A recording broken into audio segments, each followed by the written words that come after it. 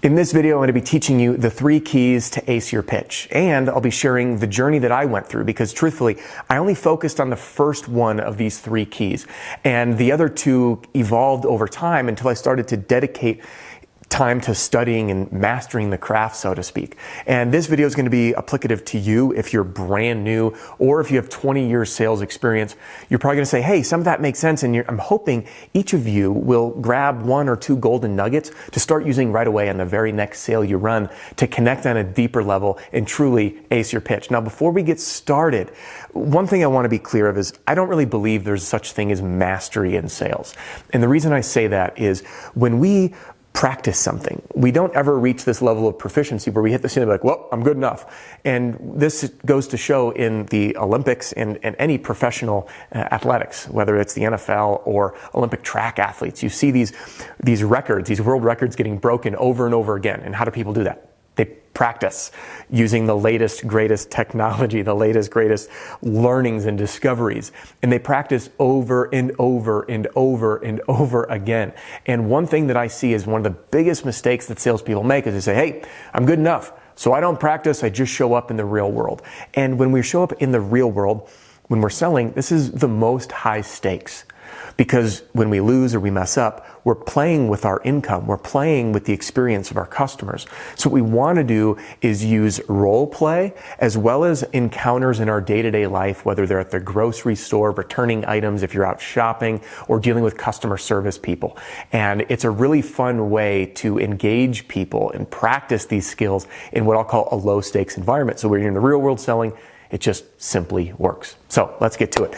First, just want to say a quick welcome or welcome back. My name is Adam Bensman, the Roof Strategist, and everything I do here on this channel is designed to help you and your team smash your income goal and give every customer an amazing experience.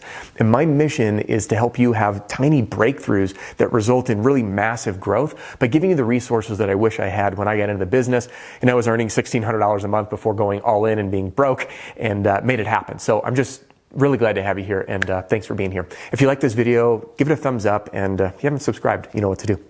All right, 3 keys to acing your pitch. I want to break down these elements in order, the order in which I learned them and the order in which I want to help you fast track this experience. And the first is the obvious one, which is the verbal. This is what we say when we're pitching, right?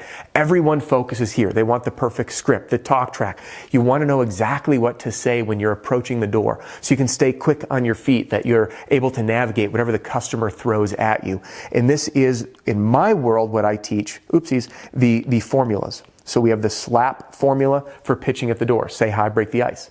Let them know why you're there. Ask an open-ended question. Present to their answer. We have the ARO formula for objection handling and the car park formula for closing. And by the way, all of these are included my entire training system, the all-in-one sales training, sales strategy, and sales system called the Roofing Sales Success Formula. There's a link in the description should you be interested. This is where everyone wants to start. What do I say? All right, now, what's funny about this is only like 10 to 30% of human communication is verbal, literal, the words that are coming out. 70 to 90% fall into these 2 other categories, which is tonality and body language, which I'm going to break down here in a second. Again, everybody's first place to start, and this is the right order to go through them, in my opinion. You have to learn this stuff in order. First, you have to learn what to say. And whether you're using your stuff, my stuff, a combo, I teach these formulas. And the reason I teach formulas is formulas are fluid. They can be adapted on the fly to meet the customer's situation, to blend in your unique style and flair and culture and personality. But what they do is allow you to knock down the right dominoes in the right order in order to get the sale. And so many people fall into this business who are quote unquote good with people, right? They're natural conversationalists. They make friends easy, but they often talk themselves out of sales or simply can't talk their way into a sale. By the way, I'm guilty as charged of doing both. When I got into the business, I'm like, I do well with people, but I couldn't close deals. So that's why having the right verbal track or script or formula, and by the way, I'm not really a word for word script kind of guy. I believe in formulas. There's a big reason behind that. in the Storm game, there's 7 different scenarios we need to pitch to. In the retail, there's 4. So having a word-for-word script just doesn't apply to the real world. And that's why I teach these formulas. So first, we have to start off on the verbal and acing what you're going to say in the main categories. And these are the main 3 that I see. It's presenting at the door, the SLAP formula, objection handling, the ARO formula, and then presenting and closing, which is the car park formula. So we have to get those fundamentals down. Next, we need to move on to tonality. You'll notice tonality is before body language. Now, why is this? Because the tone in which we speak will greatly impact the message. It will greatly impact how the story feels. And when it comes down to it, our number one mission in sales is to guide the feeling, to create the feeling for our customer to be heard, understood, and then guided to taking the action that we know in our heart of hearts is best for them. Now, I want to pause and I want to ask you a question right now. Do you believe in your heart of hearts that you are the best choice for that customer to work with? Someone who cares about them, someone who's going to do the right thing and stand behind their work? Is that you? Now, I'm hoping and I'm guessing that you're saying, of course it is. And the reason I say that is because it becomes now your ethical duty and responsibility to communicate clearly and to win the business. And tonality changes feeling like you wouldn't believe. Like when you watch a TV series. I was just watching First 48 with Sheena the other day. We were laying in bed and watching, we love the true crime stuff. And you hear the narrator and he talks very slow. It's a super heavy cadence in the tonality. It's very somber because they're talking about people who've been murdered, right? Meanwhile, you jump on the cartoons and everyone's talking with a weird voice like this, and it's like happy and playful and funny. And all that changes, if you read the script word for word, there's not much emotion behind it until it's supercharged with the tonality. So when we learn to play with our tonality, we can use intonations, we can change our cadence, we can change the way our voice sounds. And all of this will change the meaning in how our message is being heard, connected with, and understood with our customer, or hopefully soon to be customer. So playing with your tonality, using pauses, they draw people in. Going from really exciting to making people feel heard and understood, to being someone who's speaking out of authority, saying this is exactly what you need to do and how it's going to go. And all of this changes just by changing our tone, which leaves us to the last piece. And by the way, this body language thing, we lose if we're not selling in person. So if you're tuning in on the podcast, for example, and you're hearing this, you can't see what my hands are doing. All you can hear is the tonality. And that's why I believe you need to focus on the top 2 first to build these fundamentals, because if you're ever selling over the phone, if you're following up with customers, having this tonality is going to be far more valuable than the body language piece. And I'll be honest with you, I went through this in the other order. I started on my verbal and then my body language and then my tonality. Why? Because I didn't really know about how significant the tonality was. And again, these 2 represent the tonality and body language, 70 to 90% of our communication, depending on the studies you see. So the body language will be how your customer feels when connecting with you. This has to do with your gestures. And I'm going to put myself in the hot seat. Go back and look at some of my older videos. I've come a long way, and it's through repetition. You'll see that I'm very straight-faced in my older videos. I want you to know that I know what I'm talking about. I'm a little bit spastic in some other videos because I started to be more confident and have some energy.